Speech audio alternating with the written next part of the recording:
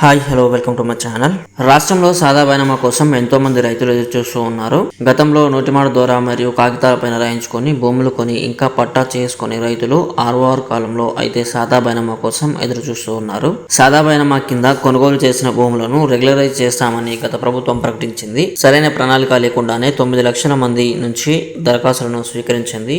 ఈ ప్రక్రియ మధ్యలో ఆర్ఓఆర్ యాక్ట్ 2020ని తీసుకొచ్చింది. కొత్త పాత చట్టాల నేపథ్యంలో ఆ అప్లికేషన్లను పరిష్కరించే వెసులుబాటు లేకుండా పోయింది. ఇంకా కోర్టుల్లోనూ అనేక కేసులు పెండింగ్ లో ఉన్నాయి. దీంతో 4 ఏళ్లుగా ఈ సమస్యకు పరిష్కారం అయితే లభించలేదు. అయితే ప్రస్తుతం కాంగ్రెస్ ప్రభుత్వంపై దరఖాస్తుదారులు ఆశలైతే పెంచుకున్నారు. కొత్త చట్టం తీసుకురానున్నట్లు ప్రచారం జరుగుతున్న నేపథ్యంలో తమ సమస్యను పరిష్కరించాలని కోరుతున్నారు.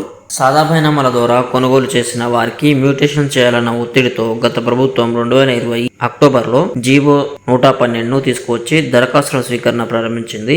అక్టోబర్ 10 నుంచి 29వ తేదీ వరకు 2,26,693 దరఖాస్తులు అయితే వచ్చాయి.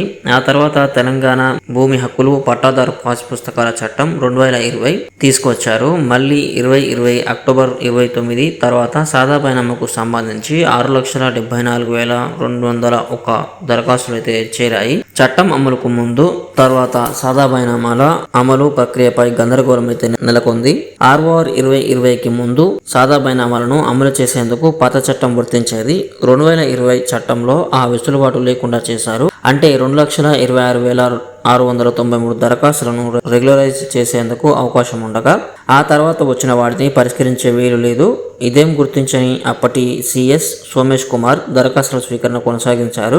క్రమబద్ధీకరణకు ఆర్ఓఆర్ 2020 ససేమిరా అంటోంది. దాంతో పాత ఆర్ఓఆర్ చట్టం ప్రకారమే అమలు చేస్తామంటూ మార్గదర్శకాలు జారీ చేశారు. ఈ క్రమంలో నిబంధనలు అడ్డొస్తాయంటూ రెవెన్యూ అధికారులు ప్రభుత్వం దృష్టికి తీసుకువెళ్లారు. కొత్త చట్టం అమల్లోకి వచ్చిన తర్వాత పాత చట్టం ప్రకారం చేయడం కుదరదని, ఎవరైనా కోర్టుకు వెళ్తే ఇబ్బందులు తలెత్తే అవకాశం ఉంటుందని చెప్పారు. లోపాలు సరిదిద్దేందుకు ఎలాంటి చర్యలు గత ప్రభుత్వం చేపట్టలేదు. సాదా బైనామాల క్రమబద్ధీకరణపై హైకోర్టులో విచారణ జరిగింది. కొత్త దరఖాస్తులను పరిశీలించవద్దని హైకోర్టు మధ్యంతర ఉత్తర్వులు జారీ చేసింది. రద్దయిన చట్టం ప్రకారం ఎలా క్రమబద్ధీకరణ చేస్తారని ప్రశ్నించడం వల్ల కొత్త రెవెన్యూ చట్టానికి ముందు దరఖాస్తులను పరిశీలించవచ్చని హైకోర్టు అయితే తెలిపింది. 2020 అక్టోబర్ 10 నుంచి 29 వరకు అందిన 2,26,693 దరఖాస్తులను రెగ్యులరైజ్ చేయొచ్చు. ఆ తర్వాత అందిన 6 లక్షల వరకు ఉన్న దరఖాస్తులపై పేచీ అయితే పడింది. చట్టానికి ముందు తర్వాత ఏ దరఖాస్తులను కూడా అధికారులు పట్టించుకోవడం లేదు. దాంతో సమస్య పరిష్కారం కోసం దరఖాస్తు చేసుకున్న 9 లక్షల మంది 4 ఏళ్లుగా అయితే ఎదురు చూస్తూ ఉన్నారు.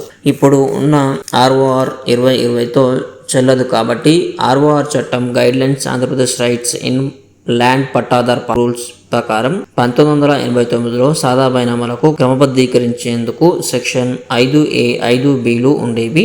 కానీ తెలంగాణ భూమి హక్కులు పట్టాదారు పాస్ పుస్తకాల చట్టం 2020లో అలాంటి వెసులుబాటు లేకపోవడం వల్ల రెవెన్యూ యంత్రాంగానికి అప్పటి ప్రభుత్వ పెద్దలకు అధికారులకు బాగా తెలుసు. అయినా సాదా బైనామాల క్రమబద్ధీకరణకు పాత చట్టం ప్రకారం ఉత్తర్వులు అయితే జారీ చేశారు. అప్పుడున్న తహసీల్దార్లు ఆర్డీఓలు పొరపాట్లను గుర్తించి ఫిర్యాదు చేసినా పట్టించుకోలేదు.